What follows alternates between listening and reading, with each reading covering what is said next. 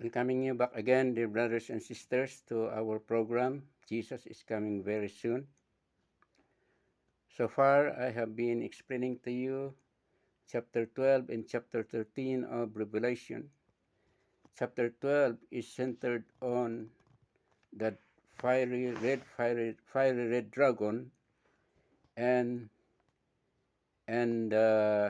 seven heads and 10 horns. And in chapter 13, it is centered This chapter 13 is centered about the arising of the beast who is going to rule these seven heads and 10 horns,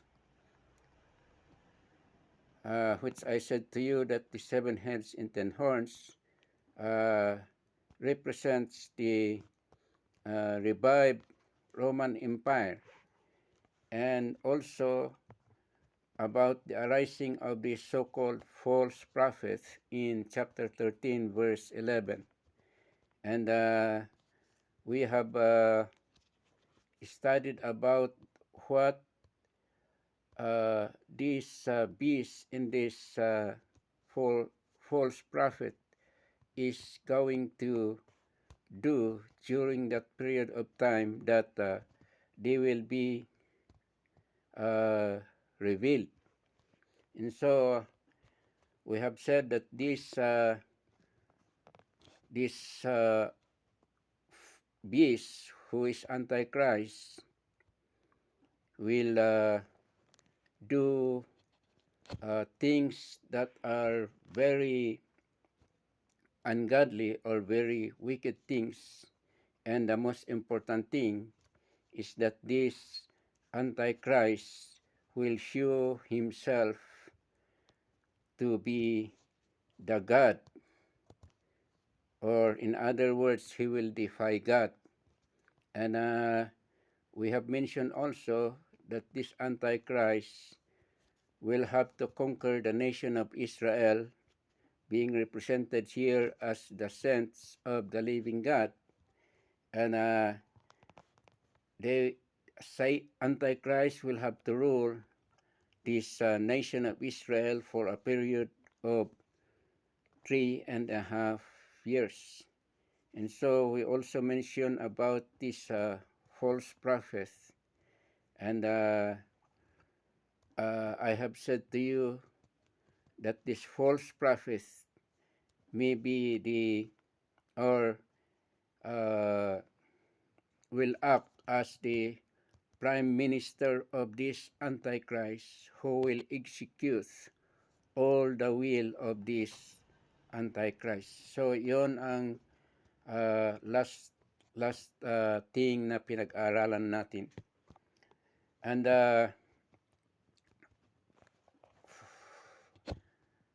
for this time, I would like us to review Daniel chapter 7, verse 24 to 27, because what is being mentioned here in Revelation chapter 13 is what is being prophesied here, or being revealed here in Daniel chapter 7, or in other words, what we read here, or what we read here in Revelation chapter 13 is the interpretation of Daniel chapter 7, verse 24 to 27. So, before we go further, gusto ko pong i-review natin itong Daniel chapter 7 upang maliwanagan tayo ng maigi tungkol dito sa istorya ng Antikristo na ito. At gusto kong malaman natin na kung ano ang na-reveal or na-envision ni Daniel dito sa chapter 7 ay Yun ang ibig sabihin ng ating mababasa dito sa Revelation chapter 13. So, gusto ko pong basahin natin itong Daniel chapter 7, verse 24 to 27. At sana ay if you would only be interested to follow me in what we are learning about these things, of the things that will have to occur in what we call the last days, ay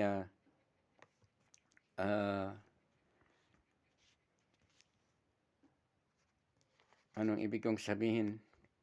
It would be worth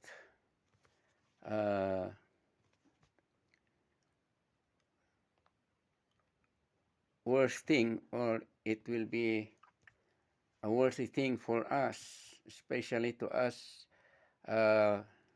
Christians, and to us who are teaching the Word of God, because I know that not all of us ministers have the same rule in the ministry. We have different rule in the ministry, and so in my part, I think this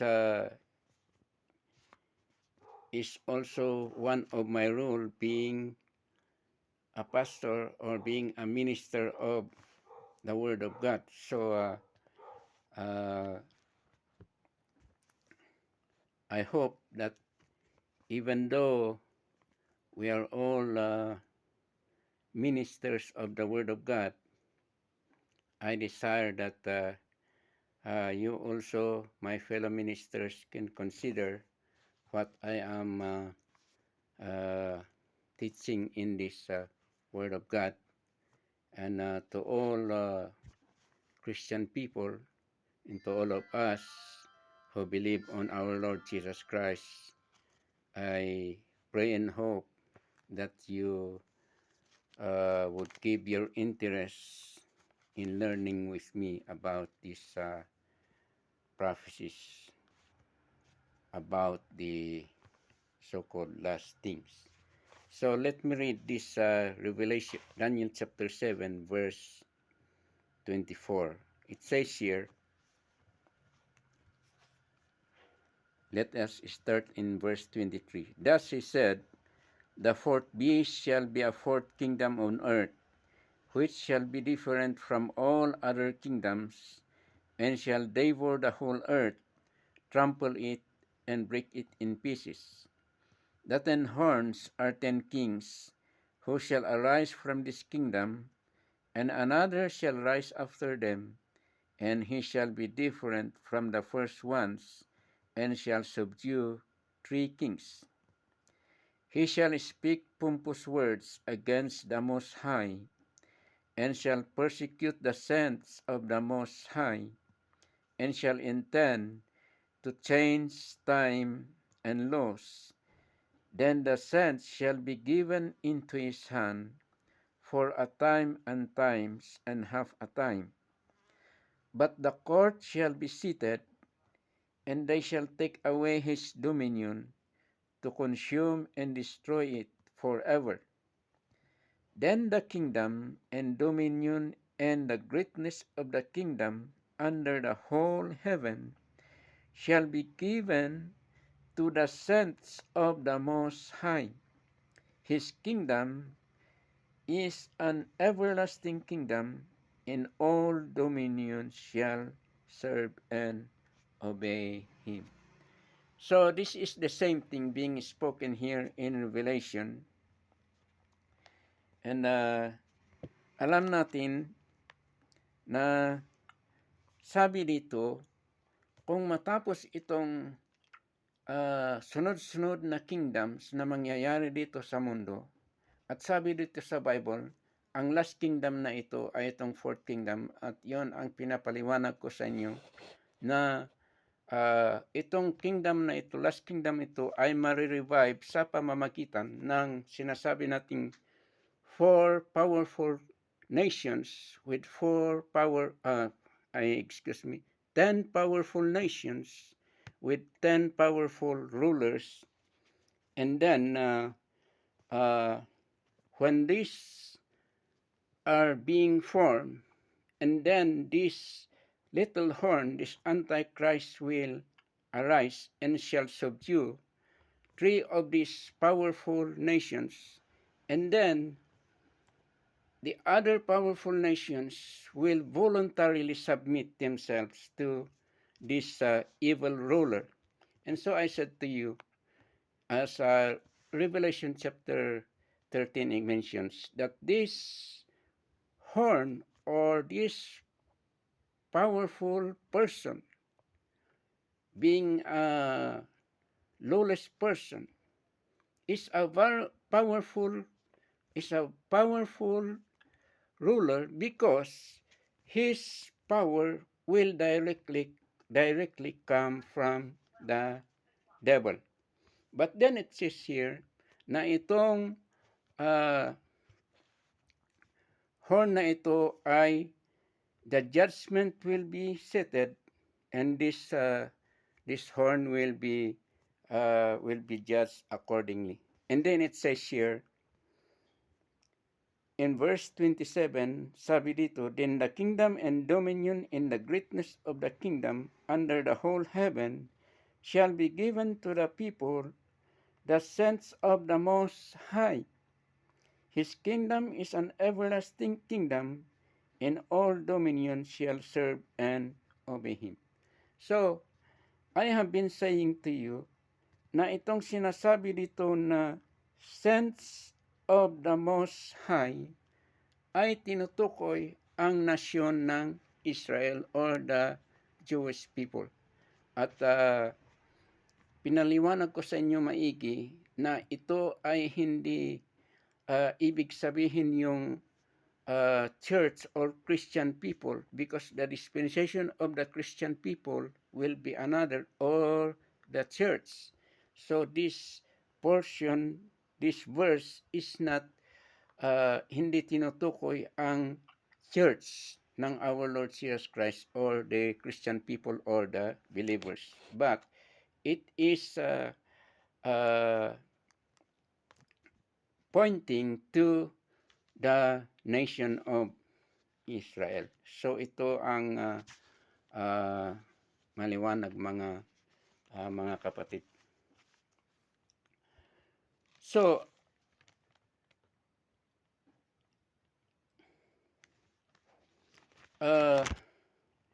let us go back to Revelation. So here in Revelation, we will bypass chapter 14 and chapter 15, 16, 17, and 18, and then we will go to chapter 19 of Revelation, because as we have read here in Daniel, this beast or this horn will be judged accordingly, and his life will come to an end. And so I would like to point out here in Revelation chapter 19 about the capture of this beast or horn being spoken in Daniel, and beast being spoken here in Revelation, and the Antichrist or the lawless one being spoken by the Apostle Paul in 2 Thessalonians chapter 2 verse 9. So let us read chapter 19 of Revelation. So in Revelation chapter 19, in verse 1,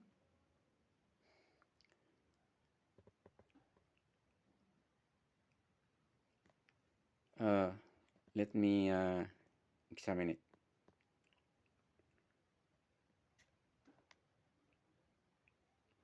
So, In verse 1 of 19, verse of 19, chapter 1 to 8, is relating about the so-called marriage between the bride and the bridegroom, or between the church and the lamb, or between the believers and the Lord Jesus Christ. So as it is being explained by many Bible scholars, that this is referring to the marriage, the so-called spiritual marriage, or the spiritual union of the Lord Jesus Christ and his church. So his bride, which is being uh, called the church. So while here on earth, on that period of about 7 years, there will be so-called uh, the rule of Antichrist and the tribulation period. In the air, as we have mentioned, that those Christian people, both dead and alive, will be caught up, or they will be raptured to meet the Lord in the air. So in the air, or in that certain place in the air, there will happen, mayroong mangyari na pag-union, or in other words, being considered a marriage of the church and the Lord Jesus Christ. So that is what verse 1 to verse 9 of chapter 19 is mentioning. Now, uh, after the so-called union of the church and the Lord Jesus Christ in the air, and then it will happen that the Lord will come down here on earth. And so that is what we can read here in verse 11. So we are going to read here. Sabi dito, now I saw heaven opened, and behold, a white horse, and he who sat on him was called Faithful and True, and in righteousness he judges and makes war. His eyes were like a flame of fire, and on his head were many crowns, and he had a name written that no one knew except himself. He was clothed with a robe dipped in blood. In his name is called the Word of God. And so here, what we read here is that it is speaking about our Lord Jesus Christ coming here on earth. And the description of our Lord here is that he is being called the Word of God. So he is, our Lord Jesus Christ is the Word of God, because that is what we read in John 1:1, that it says here, in the beginning was the Word, in the beginning was the Logos, and the Logos was with Theon, and the Logos was Theos. So the Word being spoken in John 1:1 is the same, or the Word of God being spoken here is the same as referring to the Word being spoken in John 1:1. So, yun po mga kapatid. Okay, tuloy natin. And the armies in heaven, clothed in fine linen, white and clean, followed him on white horses. Now out of his mouth goes a sharp sword, and that with it he should strike the nations, and he himself will rule them with a rod of iron. He himself treads the winepress of the fierceness and wrath of Almighty God. And he has on his robe and on his thigh a name written, King of Kings and Lord of Lords. So, this is referring to the Lord Jesus Christ being the King of Kings and Lord of Lords. And so, let's continue. It says here, Then I saw an angel standing in the sun, and I cried with a loud voice, saying to all the birds that fly in the midst of heaven, Come and gather together for the supper of the great God, that you may eat the flesh of kings and the flesh of captains, the flesh of mighty men, the flesh of horses and of those who sit on them, and the flesh of all the people, free and slave, both small and great. So this is a symbolic statement here, referring to the destruction of all the rulers of this world. Let us continue. Verse 19, it says here, And I saw the beasts, the kings of the earth, and their armies gathered together to make war against him who sat on the horse and against his army. Then the beast was captured, and with him the false prophet, who worked signs in his presence, by which he received those who received the mark of the beast, and those who worship his image. These two were cast alive into the lake of the burning of fire burning with brimstone, and the rest were killed with a sword which proceedeth from the mouth of him who sat on the horse, and all the birds were filled with their flesh. So we read here that it says here,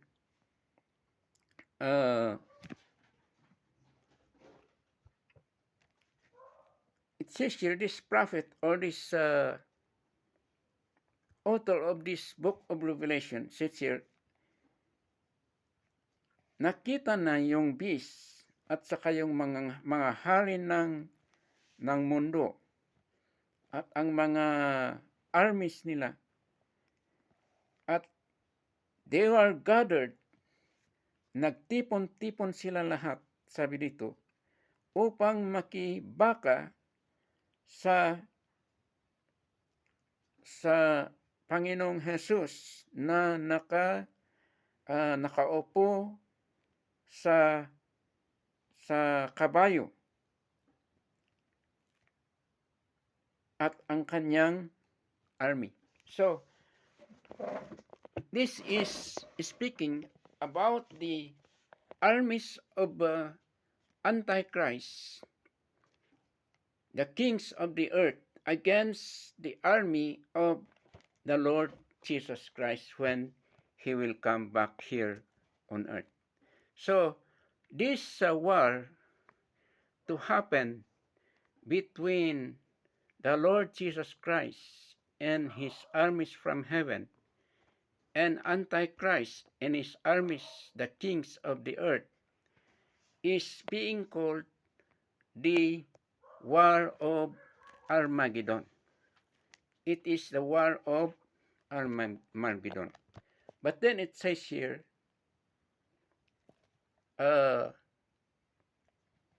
these armies of Antichrist will be defeated and they will be destroyed. And in verse 19 or verse 20, mabasa natin dito na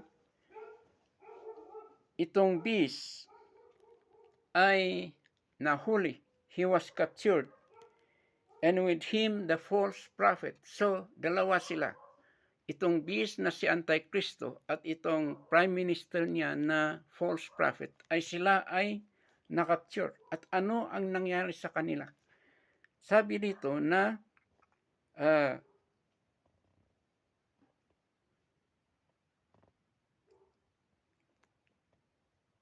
Ano, sabi dito,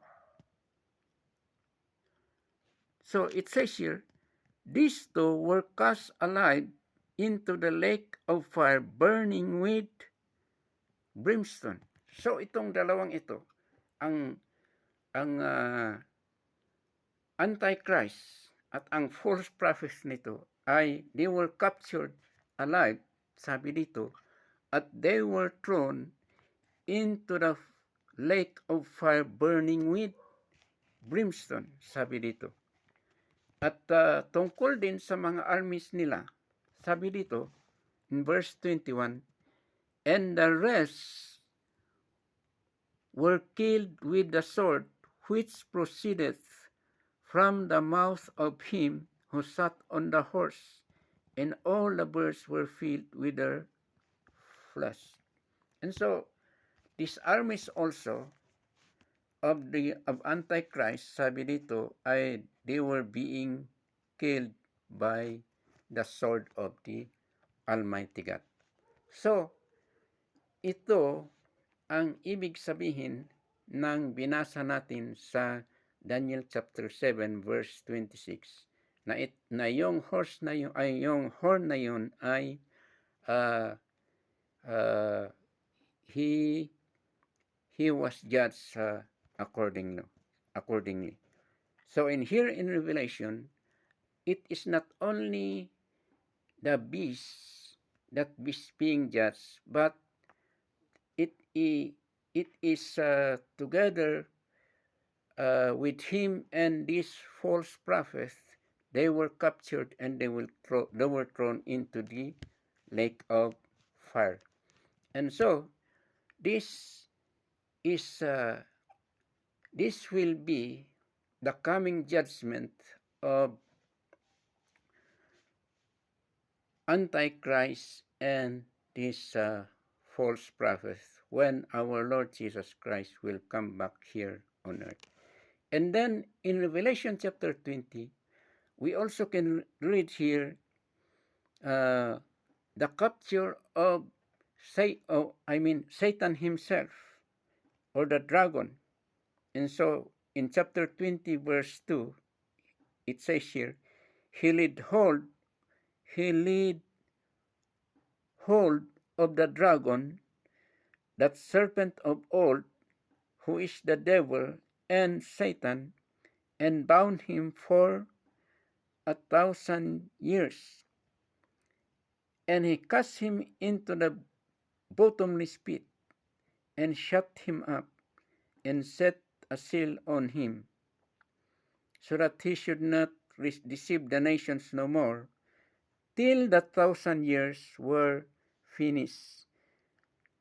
So this is what is going to happen. And so we are speaking about in Revelation, in Daniel chapter 7, it says here, a kingdom will be established, and the people of the saints of the Most High will be the ruling people, and our Lord Jesus Christ, although it is not mentioned in Revelation as the Lord Jesus Christ, it says there that God will rule, will establish a kingdom that will that will be forever. But here in Revelation, we